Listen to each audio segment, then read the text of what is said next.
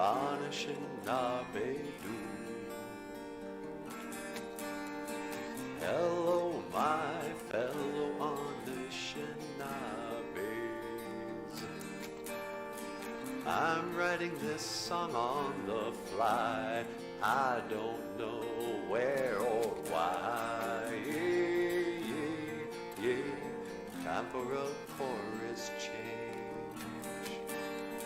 I didn't think about what I was gonna sing this morning.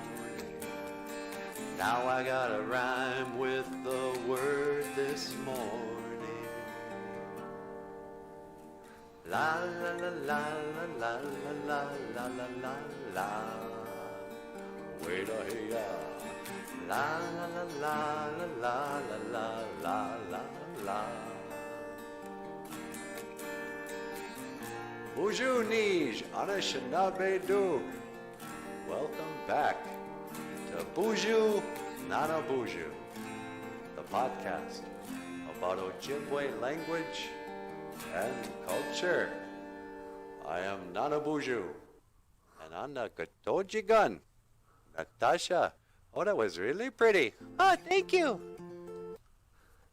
That was really pretty. Thank you. I'm writing this song on the fly. I just want to say to Papa Wagosh, hi. Hey, Papa Wagosh, welcome back to the show. Papa Wagosh is here, sweetie. Hey, Papa Wagosh, Mino Giga Shave. Good morning. Should I give him a gold star? Oh, yeah. Big old gold star for Papa Wagosh. He's the first one here today. It's good to see you, Niji. We're just kind of easing into our Ishwa Anima E Kishakad. This is the day after prayer day, huh, sweetie? It sure is. How you doing? Oh, I'm doing great. You know, got up just early again. You know, had a great big poo. I don't want to hear about your morning poo. Yeah, well, you know, it's a good way to start the week off. You know, but ladies don't like to hear about that. I don't know. Niemand Wendam. Waba Minan. He is happy. Niemand Wendam. G-A-I-N. Omanun Gum. He's happy today. He's happy here today. Waba. What is Waba? Waba Minan. I don't know. No. So what's in the news today, sweetie? Oh, the news, it's blowing off the page. The page? What, did you actually go out and buy a newspaper? No, I don't know where one would get a newspaper. Do they still make newspapers? I'm not sure. Yeah. You know, it was weird when I was a little kid.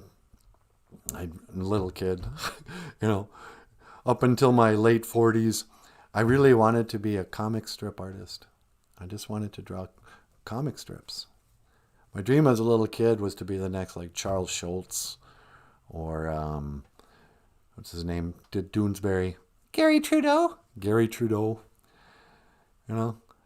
And through the course of the years, you know, I drew a lot of comic strips. And you too, huh, Michael? Yeah, and my comic strips eventually led to comic books and then the children's books. Yeah.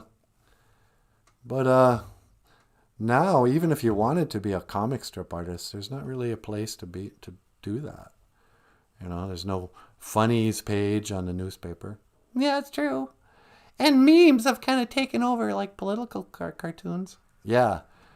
The political cartoonist had taken a way backseat to the memes. Memes are the new comic strips.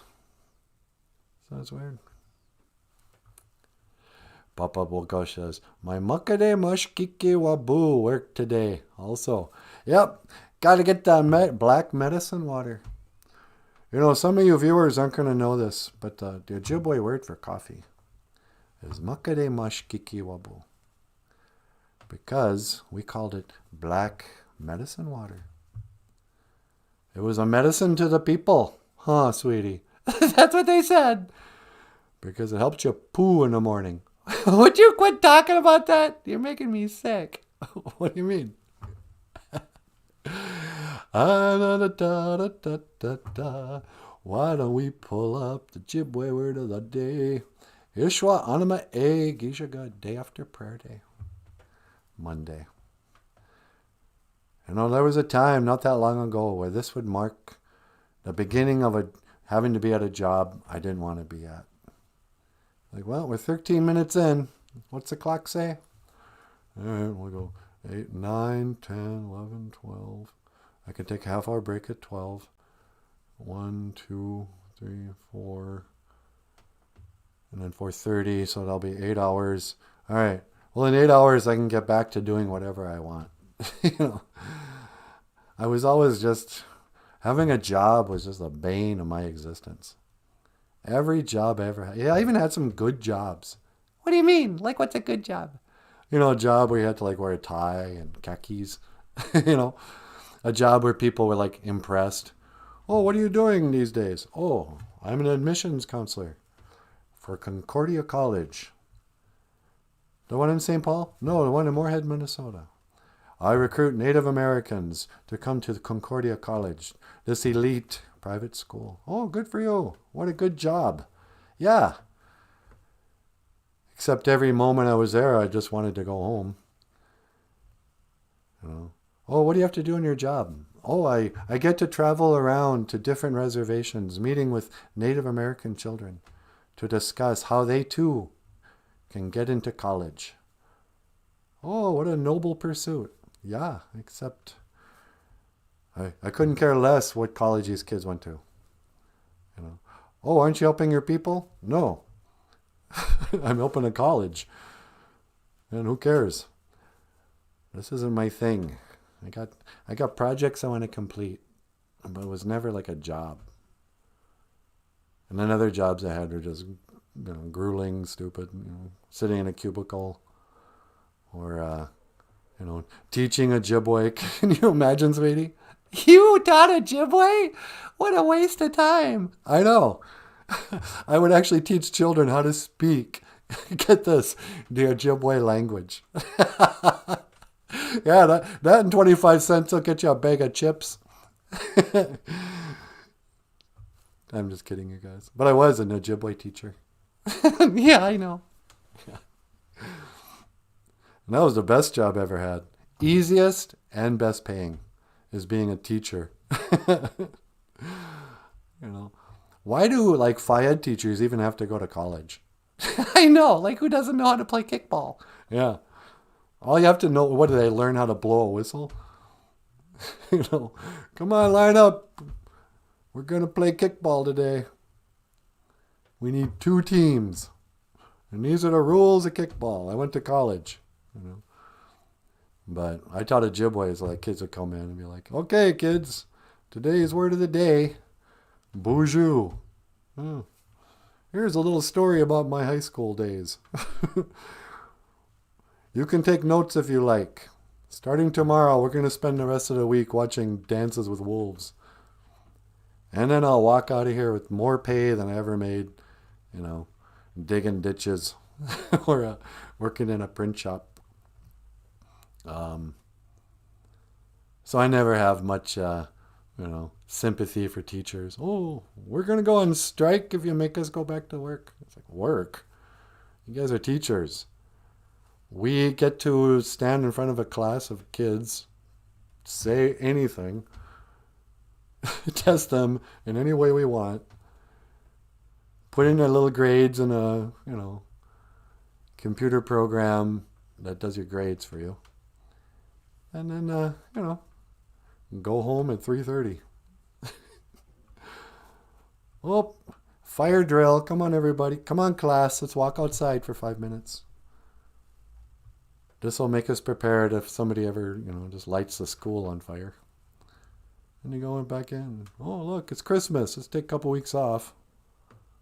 You know, teaching, it's not a real job. Sorry, teachers.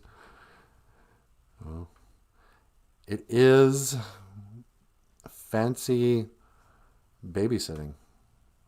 You know, the working parents need to put their kids somewhere.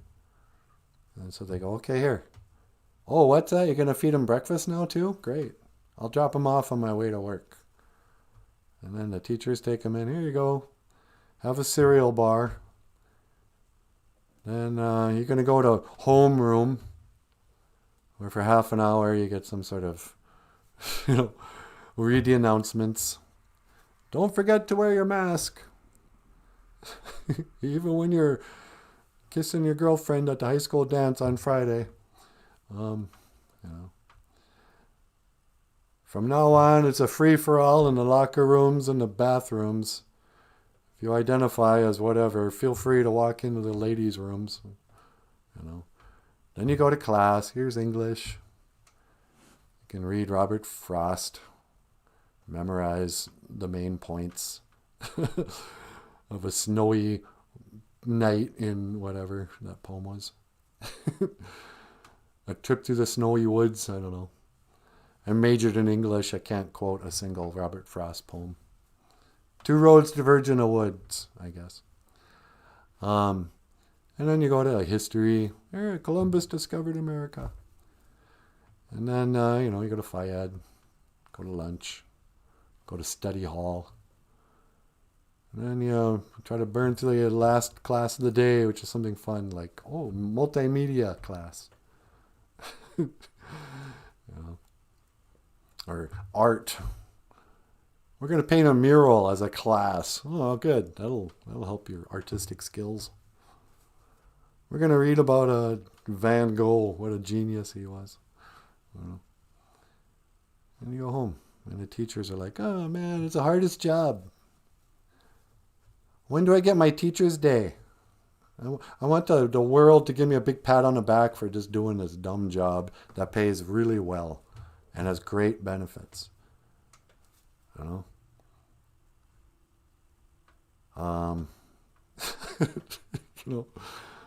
never knew my grandmother's financial situation, but she was a teacher, and somehow she parlayed her career as a school teacher into buying property and a whole full-on lakeside resort.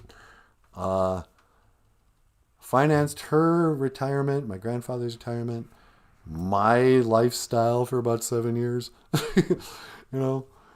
She kept a house and cars and, I don't know how that worked out, but she lived very well, as all teachers do. But unlike teachers today, my grandmother didn't gripe and groan about her job. Oh, you don't know how hard it is to have to teach critical race theory to these kids who are, are all over the spectrum in every sense of the word. Oh, Jimmy here, he's got autism. And Joey here identifies as Jimmy. So when I grade him, I don't know how this works.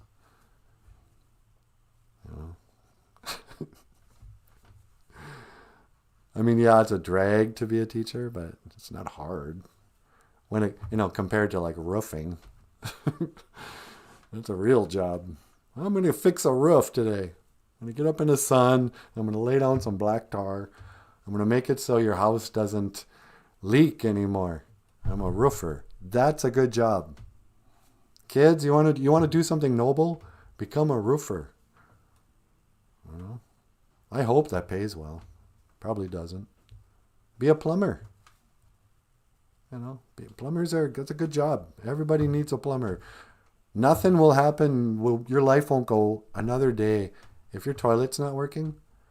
That's the first priority in your life. How do I get this toilet to work again? I'm not even going to go into work until I can get somebody here to fix my toilet. I'm not going to live anywhere without a toilet. Even the Anishinaabe people, when white people brought indoor plumbing, we were like, yep, we will take that. Thank you. We will forego our traditional ways of, going in the lake, whatever Indians did before we had toilets. Go ahead, cut down those trees, make some toilet paper. We will take on the white man's ways. Plumbers they're the backbone of society. Oh, no, be a teacher. You can go to school for 6 years to be a glorified babysitter. Oh, hey, Jim's here. Me no giga shave, Jim. Sweetie, Jim's here. All right. Hey, Jim. That's Natasha. She says hello. And Brian Soul's here. Hey, Brian. I like Brian. He's got girl problems. Yeah, I know. I like that he shares it with everybody. You guys should hear what Brian's been up to lately. Oh, poor men. Men get a bad rap. It's not easy. It's not easy being green. It's not easy being Kermit. Yeah. Kermit the Frog. You think you have problems, Brian? I'd like to tell a story about somebody else who's got girl problems. There was a little green frog named Kermit. Kermit D. Frog. You know what D stood for in Kermit D. Frog? The letter the, or the word the? No, that's what people think. And it actually stands for danger. Kermit the Frog is he lives with danger. So back in the days of the grandfathers, there was a talking frog named Kermit. And in our language, we would call him Kermit di Omakaki. Omakaki. Kermit the Frog. And Kermit would sing songs about how tough it was being so lonely. He lived out in a swamp. And, he would sing, Gawin, Wendat Z, Ojawashko, Gawin, it's not, Wendat Z, it's not easy. Ojawashko, being green. Why should I put that up? Yeah, huh? It's not easy being green. Nobody loves you and whatever, But then, as luck would have it, he left the swamp, and he went into the city, and he went into the barrio, and he found other people kind of like him, not quite like him, no frogs, but he found a green, hairy man who lived in a garbage can. His name was Oscar. Then he found a giant yellow bird who called himself Big Bird. He didn't even have a name. He just described himself as his name. And he met some monsters, it was a cookie addict, named Cookie Monster. And there was a pervert named Tickle Me Elmo, who should not be on that show anymore. I can't believe. After all the scandals with that guy, but, He, kind of a Joe Biden sniffing creep, pedo, named Tickle Me Elmo. But he came along long after. At first, it was just a small group, and then some humans. There was a Hispanic girl named Marie. She was really cute. There's a bald guy named Gordon. There was a kindly shop owner named Mr. Hooper, who would die and bring everybody even closer. And there was a white guy named, I forget, but the white guy. And he found a home there, eventually he started reporting on the news. He would wear a trench coat when he reported on the news, and he had many friends. Sometimes he would teach the letter of the day and the number of the day, and he found purpose in his life. And, compared to a lot of the people on Sesame Street, Kermit, he had a work ethic. And he had some sensibility, and he was organized. He wanted to improve his life. Eventually, the day came where he got a promotion. The directors and show producers of Sesame Street, they came up to Kermit one day, and they were like, "Hey, Kermit, we like what we see, what you've been doing on our show. How would you like to host your own show? We will call it The Muppet Show." And Kermit was just over the moon. He was so happy. He goes, oh, I'm going to do the best job I can. I will bring together all my friends that I can. I'll get together a band of guys who can play music. We'll have like rock stars come on and be guests. It's going to be great. We'll do sketch comedy and stuff. And we'll even have a laugh track. So like, and in the offhand chance, there's a couple of old men who watch our show every day. Kind of like here, that one person who always gives us a thumbs down. Yeah, they're kind of like those two old men. Yeah. He says, even if there's a couple old men who show up every day just to criticize our show, we'll have a laugh track that will drown out their criticisms. Everyone will laugh with us, with our laugh track and our slapstick humor. So, and he recruits like Fozzie Bear and Ralph the dog and whoever. But, the one thing Kermit still didn't have was true love. So got 81. What he really wanted, he had fame and he had money, but he had no love. Well, who walks into the studio one day? Miss Piggy. Kukush, a pig. And she was a pig. She was overweight. She was entitled. She was rude. She was abusive. She wore way too much makeup, too much perfume. She had this ridiculous blonde wig. And she was crude, She was just, she just wasn't very ladylike. But Kermit's got one look at this pig. And he was like, oh, wow, look at that. I never saw a pig wear makeup and a blonde wig and clothing before. And, he had been lonely for so long that he was like, well, this pig I actually have a shot at. So he put his standards to the side. And he went up to her and he was like, hey, I'm Kermit the Omakaki, the frog. And she was like, just snuggling in the dirt, And he goes, excuse me, ma'am. I am Kermit the Frog. I'm the host of the show. Would you like to be on our show? What? Frog? I don't know. And she looks up, and she's just this nasty, I thought I had a picture of her.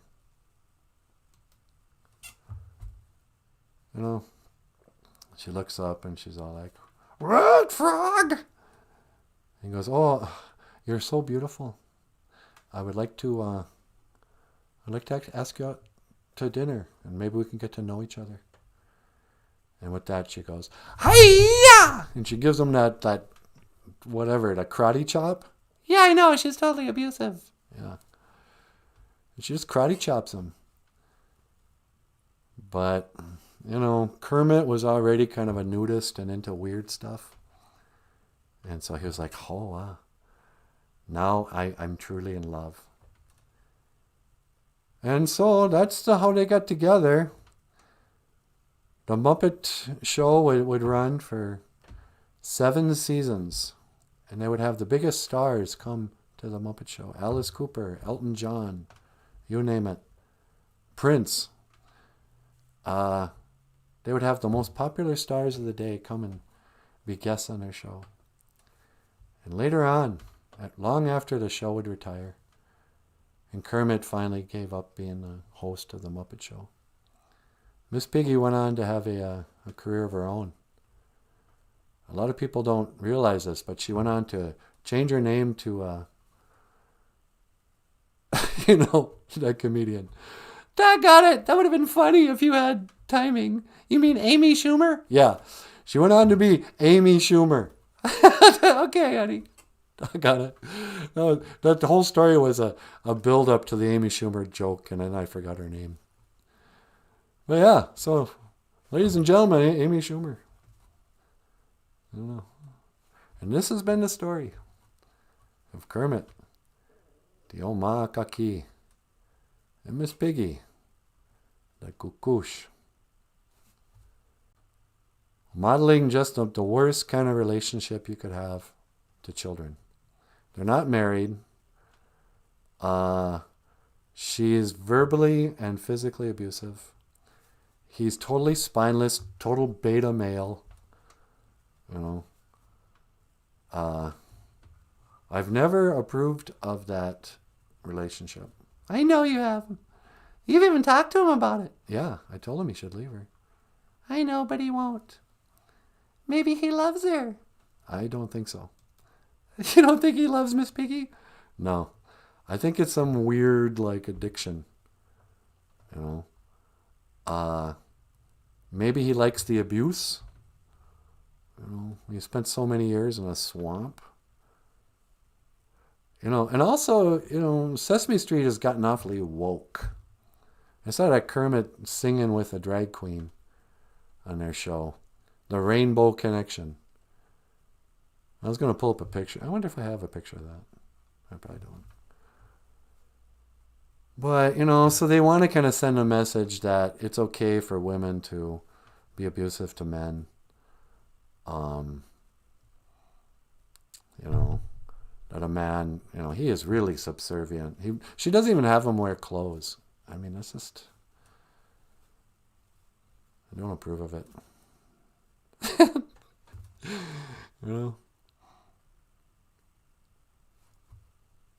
I just don't know. And I know, they're also trying to push this agenda that love is love. Doesn't matter what species you are. That's going to be the next thing. Why can't a frog and a pig marry? Well, in my religion, that's an abomination. We should not have frogs and pigs marrying. It cheapens, our sacred ceremony of a church wedding if you allow frogs and pigs to marry in a church. I'm sorry. That's a religious thing. I gotta put my foot down. But no, Sesame Street's all like, hey man, new rules. Get woke. Love is love.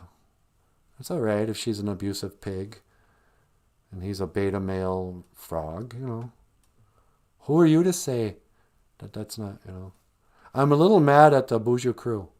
Really? Why? Well, because they support this kind of, free love. I expected them to have a little more, values, the Anishinaabe values. Well, is it not traditional to, be into open relationships or whatever? That's a good point. I mean, we don't have a whole lot of thou shalt nots in the Ojibwe way. There's a lot of thou shall, be respectful. But I don't think it's respectful of the Christian ceremony, the wedding ceremony. That actually is a sacred thing. And if they're just going to let frogs and pigs marry, and then, how does that even work, sweetie? What do you mean? What, are they going to have some sort of hybrid frog pig baby? I don't think that's without gene split. I don't know. Which brings up our Ojibwe word of the day. Monadainda Moen. That Miss Piggy, she needs to learn a little respect. Yeah, I know it's a woman's world now, and it's all about respecting the woman. R-E-S-P-E-C-T. Well, what about the respect for the frogs? And the traditional life values of, okay, fine. You want to have some sort of civil union? You want to have a ceremony of your own that tells your family and friends you're going to be married? Go ahead. Frogs and pigs, have your thing, but don't bring it into the church. This is sacred territory. This is my father's house. I can't, it's not respectful. That's all I'm saying. What if he wanted to marry a Mushkode Bajiki? Oh, a buffalo, that's fine. Yeah, frogs can marry buffaloes. That's part of the way. But you don't eat pigs and you don't marry them. I think that's anti-Semitic. How is that anti-Semitic? Well, because pigs. Yeah. What was that Family Guy episode where when the little Jewish kid, he was like, didn't want to, what's that thing they do when they mutilate pigs in biology class? Oh, dissection? Yeah. A lot of education there, teachers. Today we're going to dissect a pig. But the Jewish boy was like, hey, I can't do this. My religion won't allow me to, touch a pig like this. And the teacher was like, hey, believe me, it's no treat for the pig to get touched by a Jew either. I was like, what? No, that's anti-Semitic. Or anti-Jewish or whatever. Kukush, it's pig. Oma kaki, it's frog. But you have to have a little manadenda moen to the traditions, to the sensibilities. Just because you think you're in love doesn't mean you get to trample all over other people's ceremonies. It's not just about you, Kermit and Miss Piggy. Is Miss Piggy just a drag queen? She might be. I mean, her name is Miss Piggy. Let me take a look at her again. Yeah, what am I talking about? That's not even a female pig. Miss Piggy is probably a male pig. I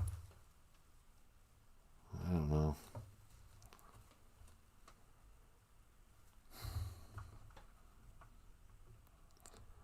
And then there's that unsung hero.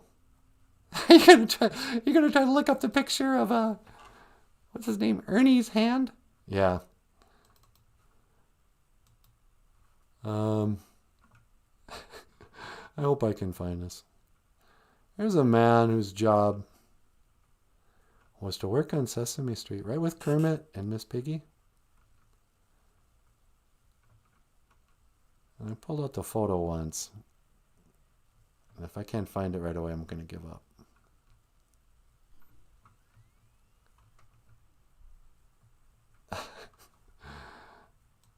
Or am I? Maybe it's in this folder.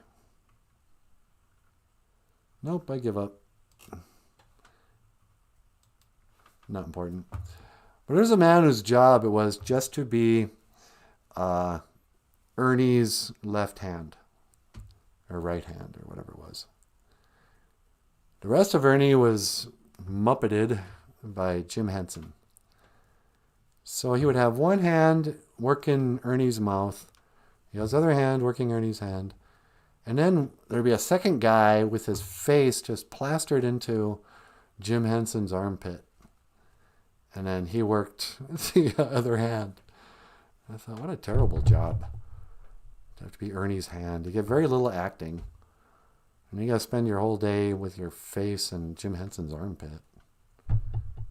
I wonder if he got like, Jim Henson would like ask his opinion on his deodorant. So, I'm using Speed Stick. Is that okay? Yeah, that's fine. I'm an actor. I play Ernie's hand. And he's like the one name you never heard of in Sesame Street. You go, what? Raoul McGinnis? Or whatever his name was. I don't know. I don't know, sweetie. Sometimes you just gotta think about things. Hey, sweetie, you want to take a call? Yeah, sure. I got someone on line 2. On line 2? All right. Hello, caller. Welcome to BOOZHOO NANABOOZHOO. You're on the air. Hey, NANABOOZHOO. It's me. It's Michael Jackson. Oh, hey, Michael Jackson. How's it going? We were just talking about, inappropriate relationships. Oh, get out of here. I don't know what you're talking about. Allegedly. That's ignorant. Okay. What can I do for you today? I want to teach you Ojibwe word of the day. You want to teach a Ojibwe word of the day? Don't you have anything else you want to do? Oh, there's a lot of things I want to do. Yeah, never mind. Today is day after prayer day. We'll call it Ishwa Anama E Gishagad. Ishwa How do you say it? Ishwa means day after. Ishwa. Anima A. Anima A. Gija good. Giza good. Ishwa Anima A. Giza good. Day after prayer day. Hee hee. Yeah, that's our word for Monday. Because we call Sunday, prayer day. Yeah, it's prayer day because it's church day. Yep, because it's church day. And this is the day after church day, so we call it the day after prayer day. Day after prayer. So you don't have to say a prayer on Mondays? Well, you can still say a prayer, but, it's just the day after what we call prayer day. But you can really pray any day you want. Oh, okay. I pray to Jehovah. You pray to Jehovah? Yeah, I'm a Jehovah's Witness. Don't you remember, silly? Is that right? I don't know. The stories get mixed up. Sometimes he was a Jehovah's Witness, and he was also like a Muslim for a while. That's right. Weren't you a Muslim for a while? No, that's ignorant. I wore a burqa, Yeah, you wore a burqa. but I was just hiding my identity so I could walk around and keep my privacy. Oh, yeah. Yeah, remember when you used to, put masks on your kids? And, like that little blanket, you just throw a blanket on his head and walk around? I didn't want anyone to take their pictures because I wanted them to live a normal life. Because when I was a kid, I didn't get to have a childhood. Yeah. Yeah, remember that? You whined about not having a childhood for 30 years. When the average childhood is really, what are we talking, 10 years? Yeah, it's true. But that's why I built Neverland. Because I wasn't never allowed to be a child. That's another thing I don't get. What do you mean you weren't allowed to be a child? I mean, just because you sang for a couple hours in the evening and you were in a family band doesn't mean you were suddenly treated like a grown-up. You still had bedtimes and other people made your food and you had brothers. Oh, you didn't get to live a normal child. What are you talking about? Nah, I was a superstar. Everywhere I went, people wanted to take my picture. Well, okay. I don't know. Who cares? No, that's ignorant. You should care. Okay. Anyway, day after prayer days. Ishwa Anima E Gijagad. What do you think of this Kermit Miss Piggy thing? Oh, love is love. You should leave them alone. If they're in love, they should get to express their love. What's it to you? Yeah, I know. I mean, it truly is none of my business. It really has nothing to do with my life.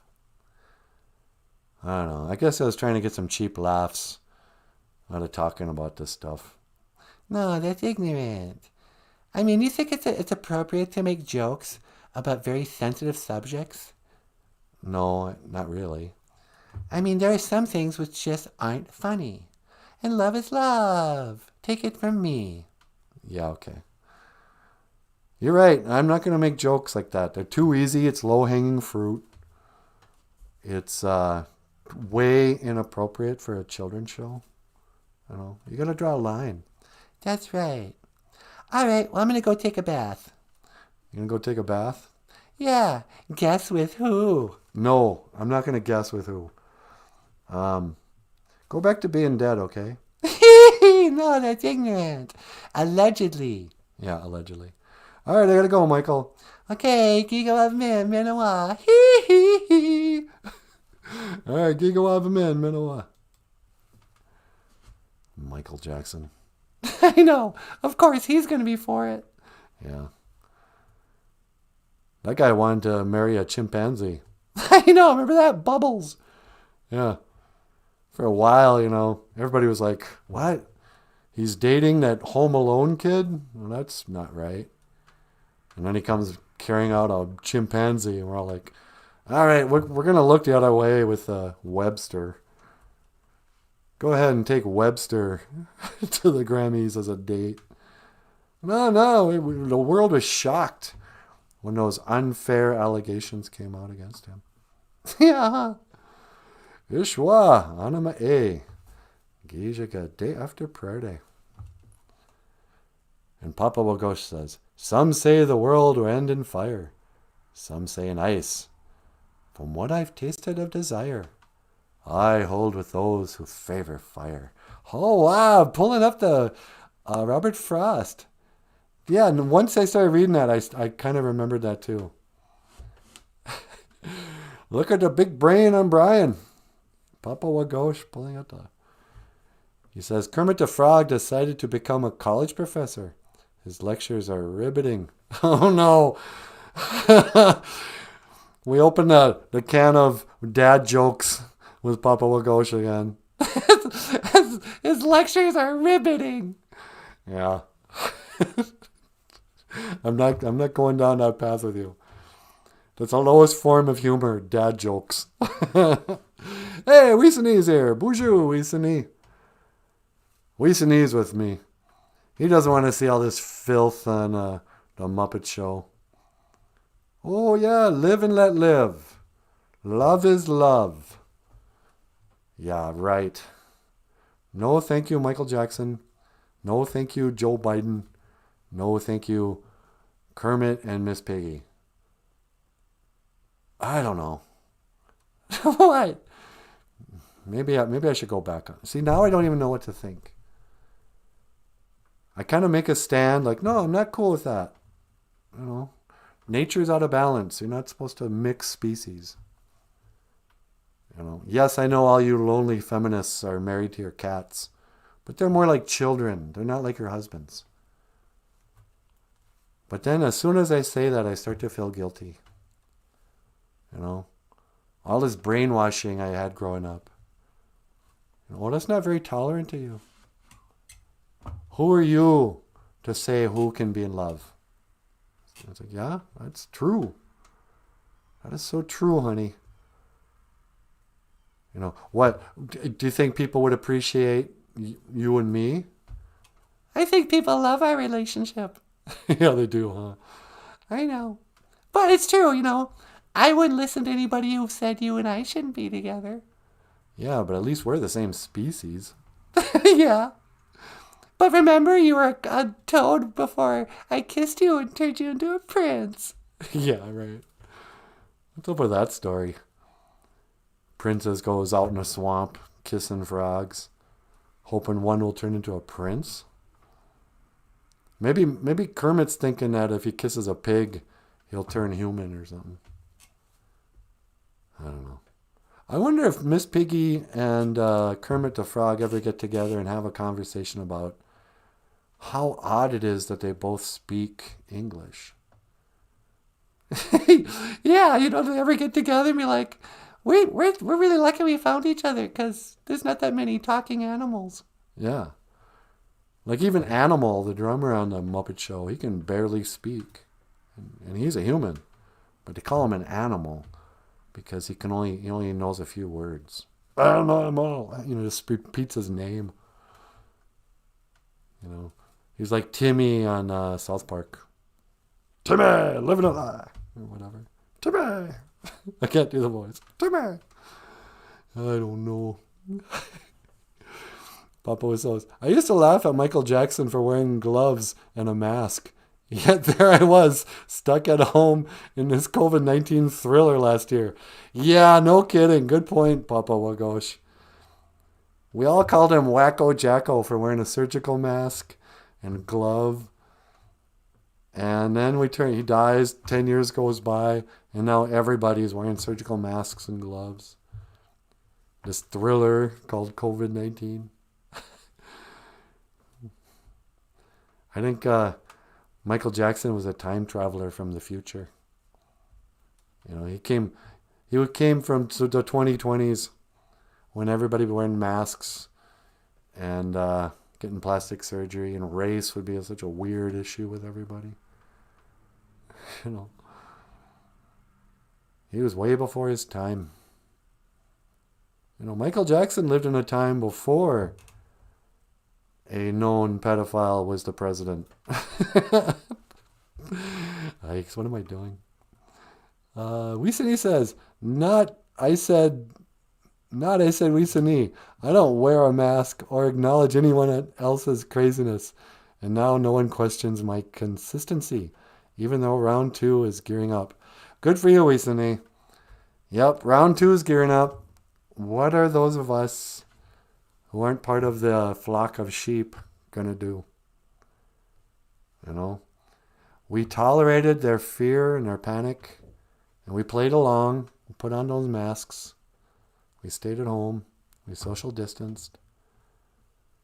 But there's a lot of us who didn't get the vaccination, never got sick, or maybe got sick and said, yeah, I don't need a vaccination. I had it already. And they're going to come down with round two. Oh, now it's the Delta variant. The Delta variant COVID-19. It's like, who's naming this thing? But they're going to tell you, oh, now we want you to wear 2 masks. It's because the school season's starting again.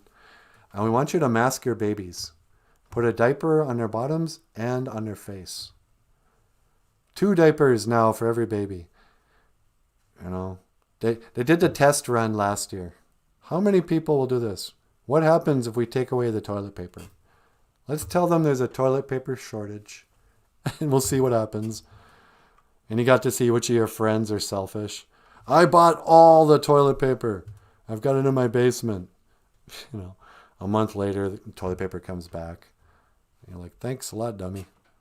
You bought out all the toilet paper in your panic, but now we're fine. So, are we going to mask up again? You know, I didn't want to hurt their feelings before because I knew they were scared and I wasn't. And I thought, well, let's cater to the scared. But now I'm like, I don't want to play along like I believe the threat. You know, it's like agreeing that you think America is a racist country. It's like, no, I don't. You're all assuming that I do. So no, I have no complaints. At least on that front, I haven't met any racists in my world. And yeah, I live in a pretty open-minded, progressive part of the country. Rural, Midwest, Northern. Does artificial intelligence actually work that way? I can't believe that the internet is that efficient that they could just shut us off when we talk like this, but who knows? Okay, I think we're back on. Hi, guys. I think we just got shut off. I'm not supposed to talk about this stuff. But you got to ask yourself, are you going to go along to not trigger the triggerable? You know, I have a lot of people I really care about, people I love, who are really mad at the oil pipelines. And I'm not bothered at all. I keep my mouth shut, but you're not going to see me down at the protests. You know, I haven't seen any information that makes me fear the environmental impact of yet another new oil pipeline. I don't understand, you know, even what the threat is. Oh, if it bursts, you know, are you so sure you understand? What are the odds? Whatever. So I don't really, you know, not worried about it. No. I'm not worried about COVID. Don't care. I'm not saying I know anything, but if I'm being honest, I'm not afraid. So, will I put on a mask to make my cousin feel better? Like I did last time? Will I just walk around and go, let them assume I had the vaccination? Because now they're saying, oh yeah, even if you have the vaccination, put a mask back on. So why? I thought you said if we got the vaccination, we wouldn't have to. Ah, but there's a Delta variant. Now, the mask will keep you safe from this imaginary disease. Okay. I don't know, I think I'm out. I mean, it's easier for me to say again because I don't have one of these dumb jobs where my paycheck's dependent on playing along, like when you're a teacher. You got to pretend you're afraid of school shootings and COVID or whatever it is. I don't think Weesenie's gonna be bullied by anybody. Sunny day, la la la. But you're not supposed to joke about it. Don't joke about anything gay. Don't joke about anything that they're protesting. You know, you can't make George Floyd jokes. It's like that mural that got God struck with lightning of George Floyd. You know, that seemed pretty funny. I don't fully understand the joke, but apparently God, you know, struck George Floyd's mural down with a bolt of lightning. You know, I guess that's what you get for worshiping a false idol. You know, but you know, no, don't make George Floyd joke too soon. You know, can I make you know, what was that Officer Chauvin's first name? I think it was Neil. That's good. Yeah. Can you make Derek Chauvin jokes? Why not? I might hurt somebody's feelings. No, it won't. It might trigger somebody to get angry. But nobody ever goes, oh, I was really sad about racism and he made a racist joke. Now I'm sadder. Get over it. Get over it, you Jew. Whatever.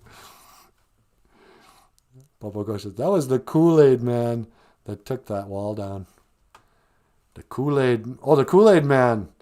Yeah, he was responsible for taking down the Berlin Wall. Remember that? Reagan stood on the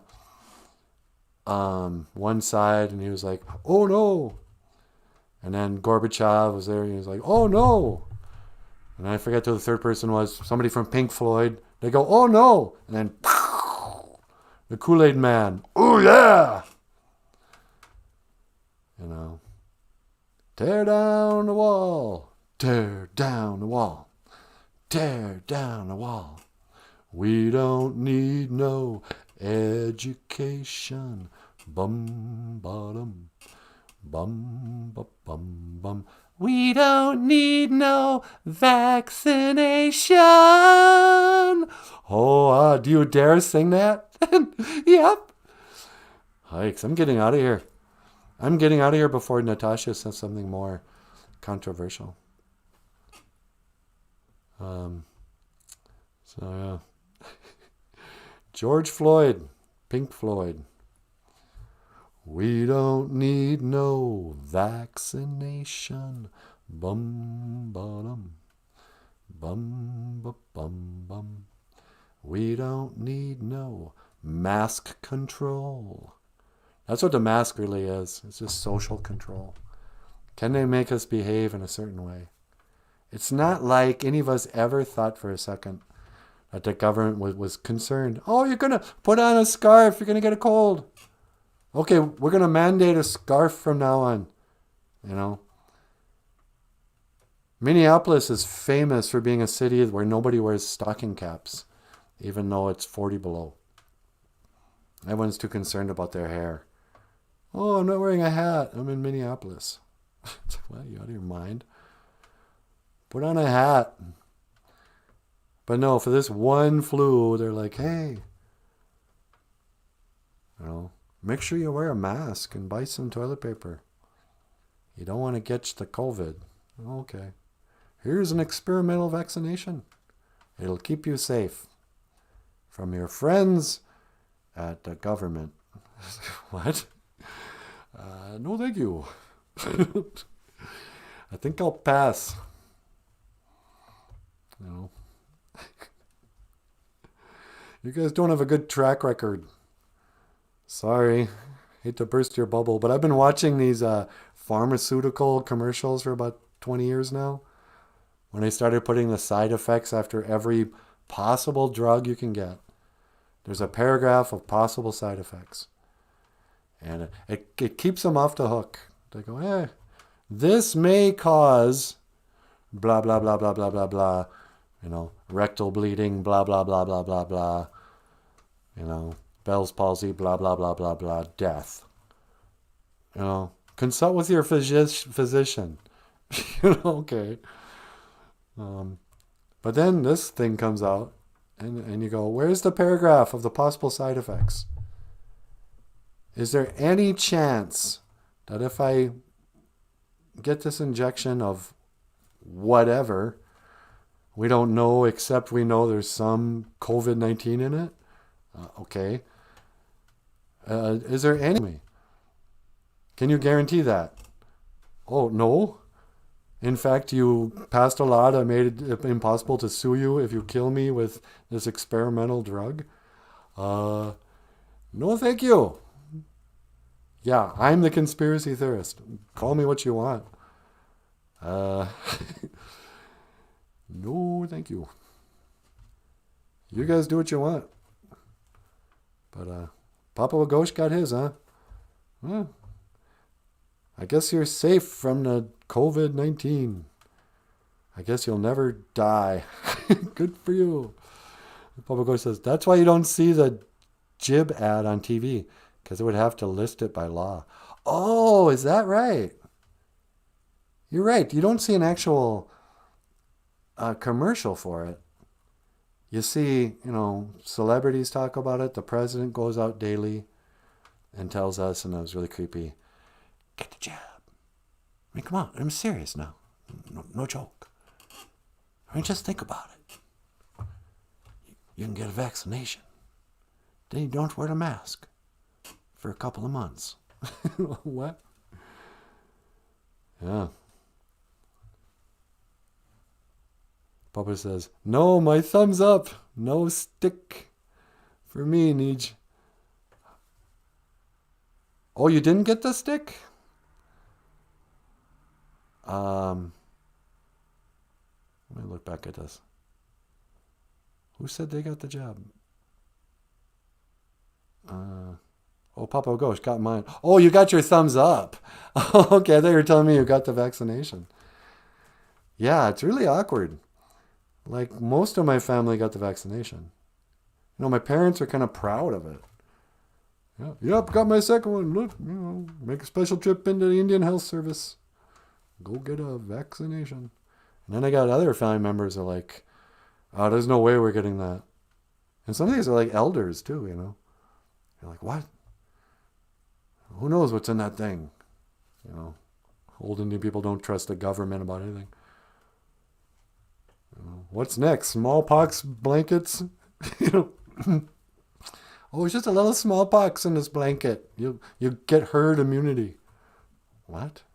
Why are you referring to us as a herd? Aren't sheeps in a herd? Aren't sheep in a herd?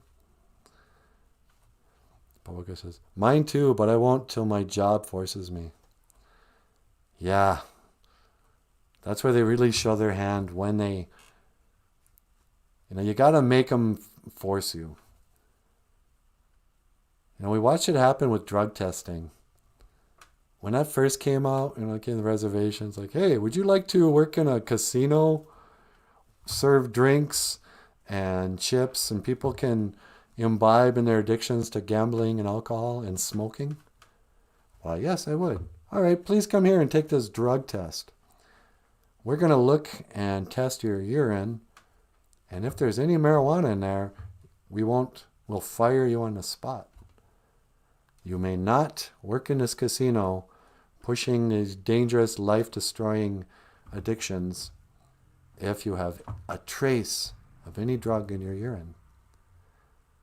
And we have the right to look into your body fluids because we pay you a salary. And we all went, yeah, okay.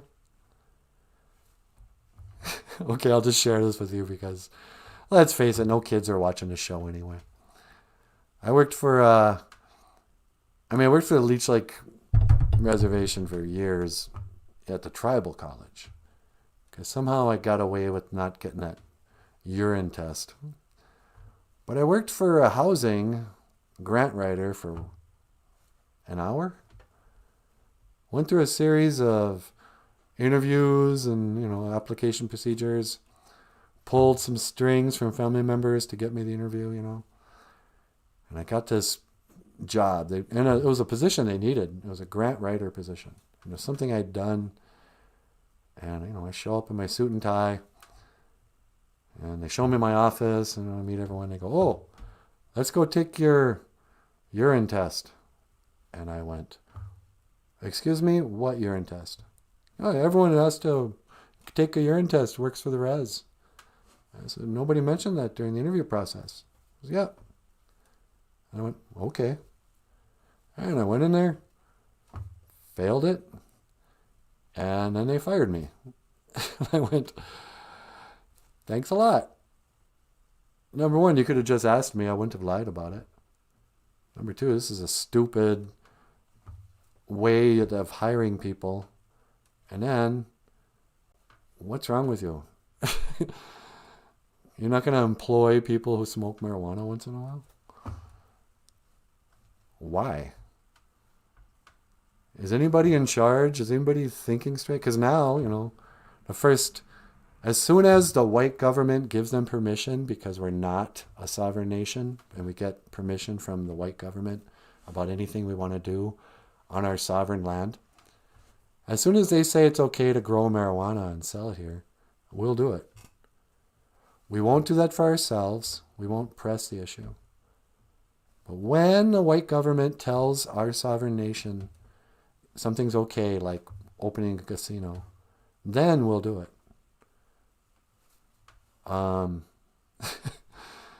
So yeah, I'm kind of annoyed just generally with this sort of, whatever you want to call it.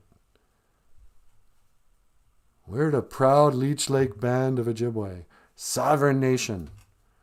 Please pee in this cup. You have to. It's not our choice. We agreed that we would test everyone's urine so we would get a grant or something. No, our drug-addicted chairman doesn't care about this, but somehow we're testing. So you got all these unemployed, overly educated Indian people on the reservation. Can't get a job because they can't pass a urine test. Hi, I'd like to deal blackjack. Have you ever smoked marijuana? Yeah. No, thank you. We do not need your kind. Just turn your back on them. But in the next couple of years, Biden will say it's okay for Indians to sell marijuana, and we'll go, oh, okay, good. Now it's fine. We'll wait until somebody else tells us it's okay. So, treaty rights. What? Are you crabby now? Yeah, I'm kind of crabby now. And I burned through this whole show, and I didn't even get you up here. Yeah, I don't need to go up there. Are you sure? Yeah, I'll start the show tomorrow. All right. I'm sorry, guys. I just realized I ran out of time. And Natasha didn't get up here. We didn't play any songs. I didn't even think we taught any Ojibwe. You told the story about Kermit the Frog marrying Miss Piggy. Yeah, that was kind of funny. But, should I teleport outside or anything? Nah, let's just say goodbye and we'll come back tomorrow and try it again. Okay. I'd like to apologize for our show today, you guys. I got off on a tangent. And where is Jessie Waboose? I haven't seen her in days. I hope she's okay. Jessica, I know you have a life outside of the BOOZHOO NANABOOZHOO podcast. I know that. But when you don't show up for 2 days in a row, we worry. Yeah, if this was Jared Hancock, who cares? Nobody would even miss him. Hey, honey. Yeah? Jared's just stopped in. What? Oh, hey, Jared. I didn't know you were here. I'm so embarrassed now. Nah. What's Jared say?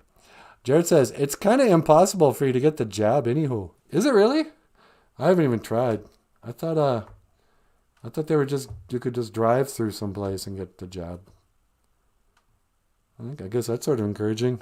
How you doing, Jared? Hi, Jared. Jim Dunn's here. What's up, Jim? Jim just wants some peace. You want some peace in the Middle East. Popo goes, think she's at the Jersey Shore. Yeah, she's probably having one of those weekends at the Jersey Shore. If you guys don't know, Jessica Waboose is a Jersey girl. And hey, she is here.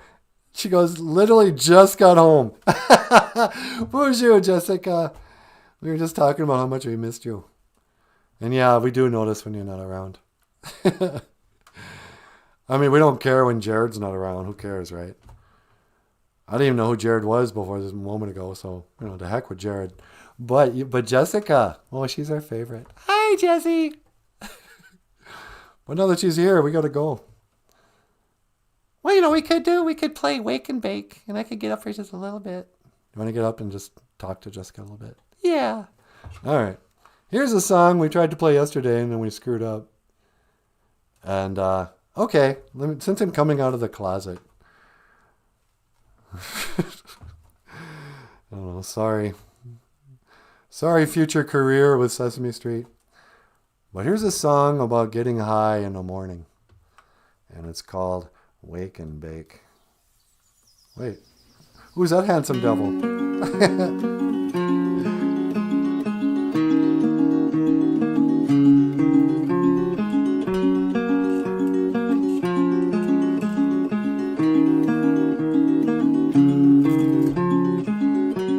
But it's got nothing to do with you. I've got no one, still you won't do.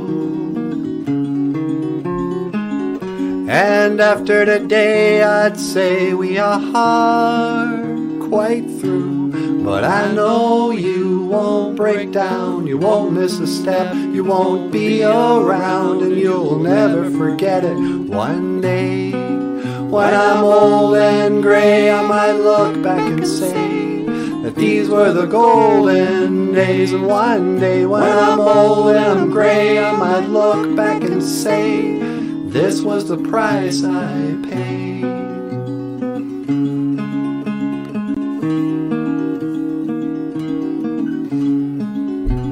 Now so it goes, or so they say, time's like a mountainscape. Well, I don't know, but I can't complain. God knows I've got my own escape. And sometimes I just might, even in the middle of the night. Well, sometimes and someday, sometimes, well, I wake and bake. But it's got nothing to do with you. I've got no one, still you won't do. And after today I'd say we are quite through. But I know you won't break down, you won't miss a step, you won't be around, and you'll never regret it. One day, when I'm old and gray, I might look back and say that these were the golden days. And one day, when I'm old and I'm gray, I might look back and say this was the price I paid.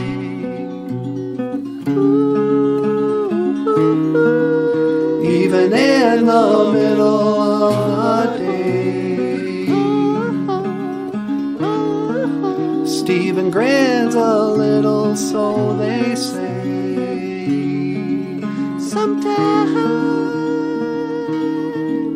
Sometimes, well, I wake and bake.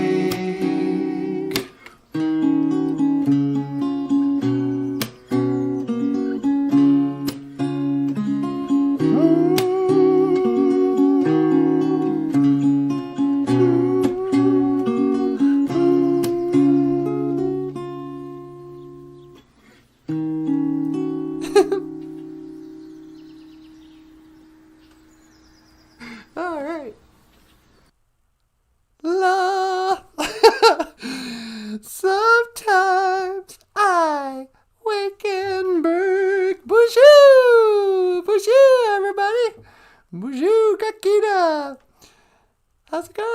Natasha Nandisha. Natasha is my name. And yeah, it's great to be back. I'm so glad to see Jessica Waboos again. And Jared Hancock, welcome to the crew. I think he's new to the crew. And he's already chatting up the rest of the crew. And BOOZHOO Jim and BOOZHOO Papa Wagosh. So yeah. I know. It's hard not to get carried away when you start talking about the vaccination and all the politics and the censorship. You know. Just because it seems like, and maybe it's because of the kind of YouTube videos I go to, it just seems like everybody's talking about it. About how there's certain subjects are getting censored, and that there's a lot of, debate and arguing about things like transgenderism, vaccinations. I guess the gay thing is kind of settled down. It's kind of like 5-6 years ago when there was gay marriage debate. That's become very kind of milquetoast. It's like, yeah, you want gay? Yeah, go ahead. That's the least of our concerns. 2 adult men getting married? Yeah, whatever. I'm here at Drag Queen Story Hour. I'm at a strip club where they have drag queen children. Things are heating up. but then, you also hear about all these people getting deplatformed. And comedians have turned into these weird kind of political, like there's no comedy anymore. I used to think, I can never remember his name, not John Oliver. The other guy who's on David Letterman now. Yeah, he was on The Daily Show with Jon Stewart. I always forget his name too. Yeah, he's like the most popular comedian. He is so unfunny, and it's just mean, spiteful comments about political issues. Just nothing but virtue signaling for the left. And you go, why did I think he used to be funny? Then somebody goes, well, that was when Jon Stewart was writing all his lines. And you go, oh, that's right. He's just an actor.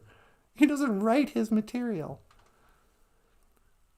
But there's so many things that people can't joke about for fear of being deplatformed or censored or lose their PayPal account.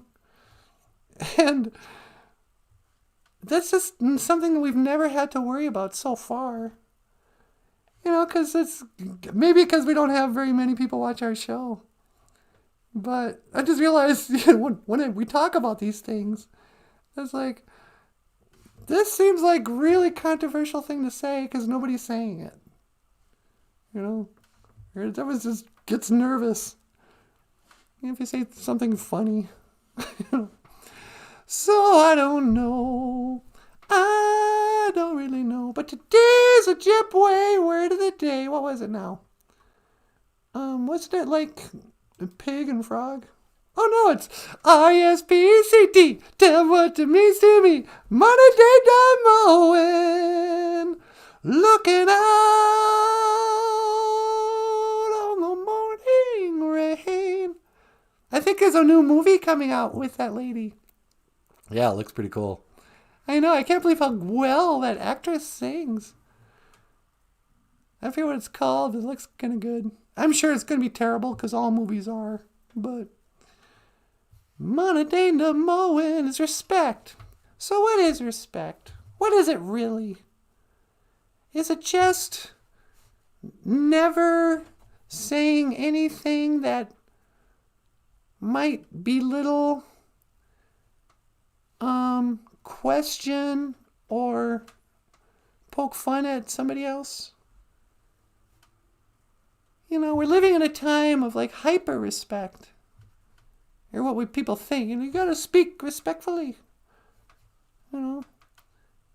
Use her proper pronouns. Don't make fun of school shootings. There's nothing funny about that. Don't make fun of AIDS or the abortion issue. You must be respectful. But after a while, I think sometimes people can say, oh, you're not being respectful, as a way to control you. That's not respectful language. You shouldn't say retarded. You should be respectful and never say retarded. It's like, that's not respect. That's just controlling people's speech. You can't make somebody respect something. It's like making somebody like something, Show some appreciation. Well, I could fake it, but I can't appreciate something I don't appreciate. You should respect teachers. I would love to respect teachers. I've just never really had one. Kind of had to teach myself guitar. Did my mother teach me how to read? She must have been the first one to read to me, so I respect mothers. But what did a teacher ever teach me? Not how to swim. I had swimming teachers, but they didn't. Not how to ride a bike. We teach ourselves everything. Even the reading part. They might say, this is the letter R. I don't remember it, but that sound is or whatever. But you gotta teach yourself that. Teachers don't teach you how to read. They don't read the books for you. They assign the books. Or the textbook, or whatever it is. They lecture, so you hear their opinions. But whether or not you learn, that's kind of on you. So do I respect teachers? Michael, you were a teacher. Should I respect you for being a teacher? Absolutely not. Should I respect you for being a guitarist? No, you don't respect me at all. But I thought being respectful was so important. Well, don't be disrespectful, I guess. But no, I can't tell you to respect me. I mean, it's just like you say. It's like telling someone to appreciate you. But I do appreciate you. Well, I know you do, but that's just, that's up to you. You can't mandate appreciation any more than you can mandate respect. Yeah, huh? Respect. So who do you respect? Who do I respect? Paul Stanley? Hey, Natasha. Hi, Paul. How you doing? I was just talking about respect. Mana Dane Moen. Let me get rid of this. Do I respect you, you think? Well, I don't know, Natasha. Do you like my singing and my dancing? Yeah. Does that mean I respect you? I'm impressed by you. Is that the same thing to be impressed as to respect? I don't know. I appreciate you. I guess I respect you. Yeah, I respect him. Okay, I respect Paul Stanley. Thanks, Natasha. Paul Stanley, guys. Michelangelo. I have this sort of awe and respect for Michelangelo. David Bowie. I like his music. I like the way he performs. Do I respect him? I guess. Is fear the same thing as respect? Oh, that's a good question. Can you respect somebody and not fear them? I mean, you can show respect. Like, you can respect a flower. You're not afraid of a flower. So I don't think you have to be afraid. Yeah, okay. I just realized now that I talk about, I don't even know what respect is. There are people I appreciate, people who I recognize as being smarter than me. That's the kind of respect. Wow, that guy's really smart. He knows more than I do. But then there's just being respectful. Being pleasant. Is that because I respect them? Old lady, can you help her cross the street or something? Do you respect her? Oh, you can really use that walker well. I'm going to show you some respect because I respect a person who knows how to use a walker. My grandma used to forget her walker everywhere. You got a really nice handle on the walker there, the way you shuffle. You're a great shuffler. So I will show my elder respect. Manadindamoen. Yeah, respect's just a weird word. I can show respect to something I totally don't respect. And I can respect something only because I fear it. You know, I respect a skunk. If a skunk comes near me, I will defer my plans. I will get away from a skunk. I respect that that skunk can spray me. I'm afraid of a skunk. You know, I show a respectful fear. So yeah, like I respect cops. I don't want to get arrested. I don't want to get beat up. It's just a fact of life. I'm sorry.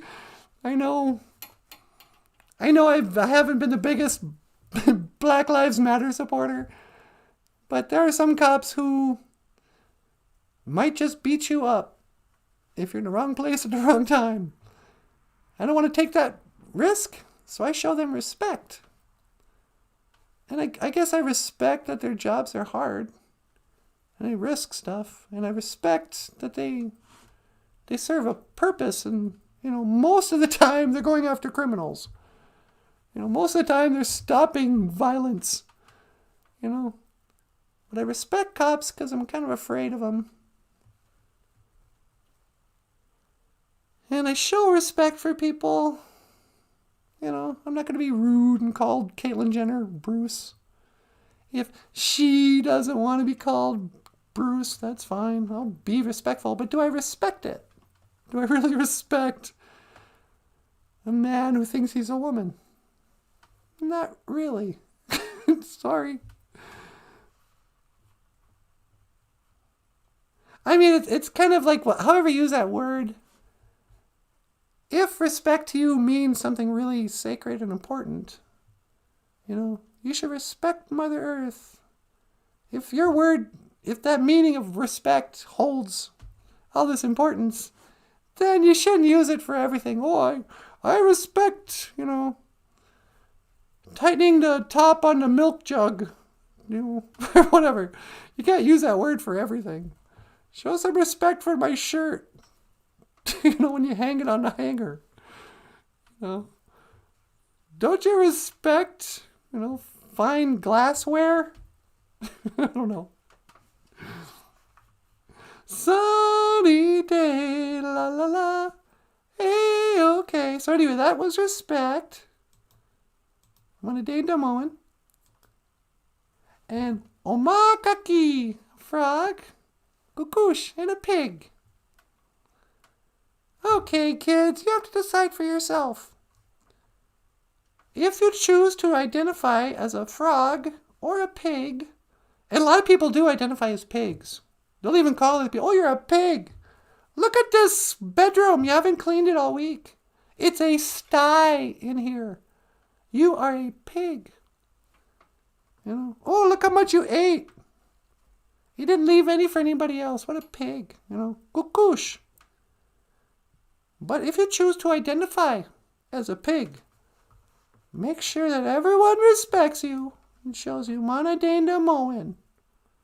Even if you want to marry a naked frog, some beta frog who sings with trannies about the rainbow connection, you can bet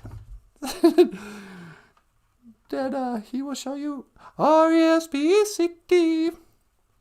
Oh, and Mashkore Bajike is buffalo. It is the medicine cow. La-di-da-di-da-di-dum. Respect and trust. Both elements have to be there. It has to be mutual. Yeah, no kidding, huh? You can have respect for someone, but if you don't have trust, the friendship will crumble. Can you respect somebody you don't trust?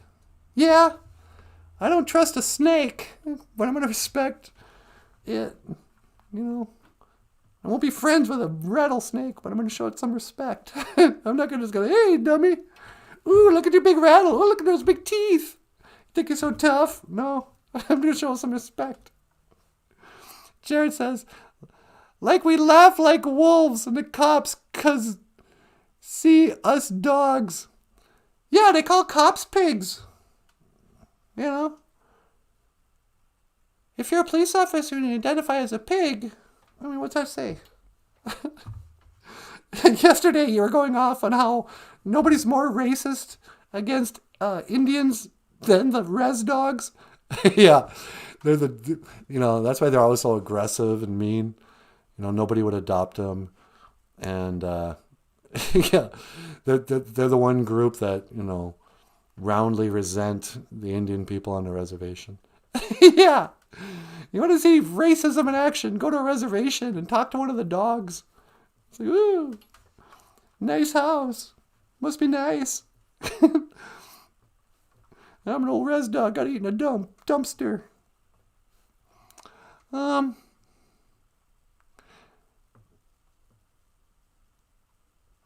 Papa Gore says, Weasley, I think there are two different things. One being a earned and the other a action. One being, yeah, you can earn reaction or respect.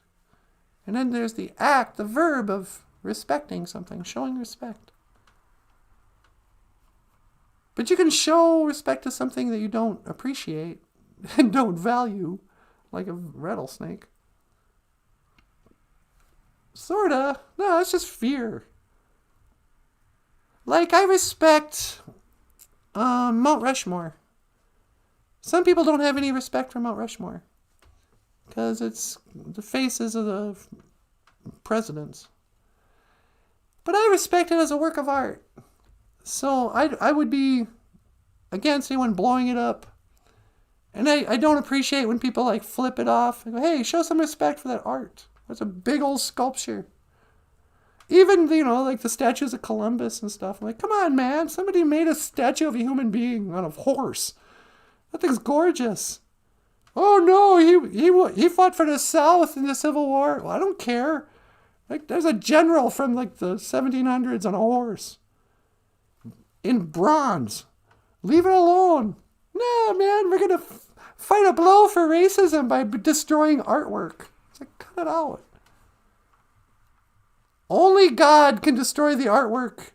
Like that hilarious George Floyd mural that got struck by lightning. That was funny. But otherwise, let's leave the artwork alone. Unless it's Van Gogh. Then you can go ahead. Like, I have no respect for Van Gogh because I don't respect him as an artist or a human being. And so I'm pretty irreverent, I guess. I don't know. But I just want to say... You know what I do respect? The BOOZHOO crew. Quit pandering. No, it's true. I love the BOOZHOO crew. They show up at 8 o'clock just to spend a little time with us. They tolerate our crazy musings. They tolerate our trying to make jokes kind of just above the heads of kids. So I want to say before we sign out today, unless you have anything else you want to say. No, that's pretty good. We should get moving. All right. Okay, everybody, we call it a show. But I do, from the bottom of my heart, if I can enunciate, want to say, miigwech bizendawieg. Thank you for listening. And thank you for watching a Frozen video. Okay, let's not do that. Thank you for watching. BOOZHOO NANABOOZHOO, the podcast about Ojibwe language and culture. I am Natasha. Over here, the rocketly handsome NANABOOZHOO. Get out of here. Hey, miigwech karawabieg. Thank you for watching. And over here, the rockstar cartoonist, Michael Lyons. Thank you so much for watching, everybody. See you tomorrow. And I will see you again. Gigawaba min. Minawa. Hawa. Alright, sweetie, would you mind teleporting me? Not at all. One to teleport outside. Don't move. Okay. That's not working again. Give it a little tap on the side.